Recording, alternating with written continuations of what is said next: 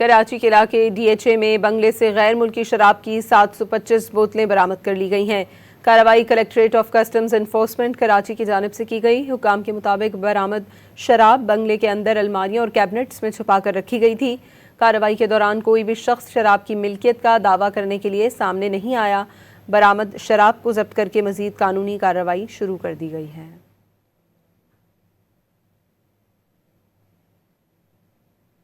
कराची के इलाके डीएचए में बंगले से गैर मुल्की शराब की 725 बोतलें बरामद कर ली गई हैं। कार्रवाई collectorate of customs enforcement Karachi की जानिब से की गई। हुकाम के मुताबिक बरामद शराब बंगले के अंदर अलमारियों और कैबिनेट्स में छुपा कर रखी गई थी। कार्रवाई के दौरान कोई भी शख्स शराब की मिल्कियत का दावा करने के लिए सामने नहीं आया। बरामद शराब को जब्त करके मजीद कानूनी कार्रवाई शुरू कर दी गई है।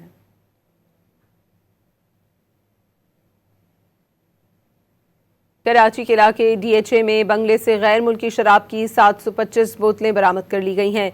कार्रवाई collectorate of customs enforcement Karachi की जानिब से की गई। हुकाम के मुताबिक बरामद शराब बंगले के अंदर अलमारियों और कैबिनेट्स में छुपा कर रखी गई थी। कार्रवाई के दौरान कोई भी शख्स शराब की मिल्कियत का दावा करने के लिए सामने नहीं आया।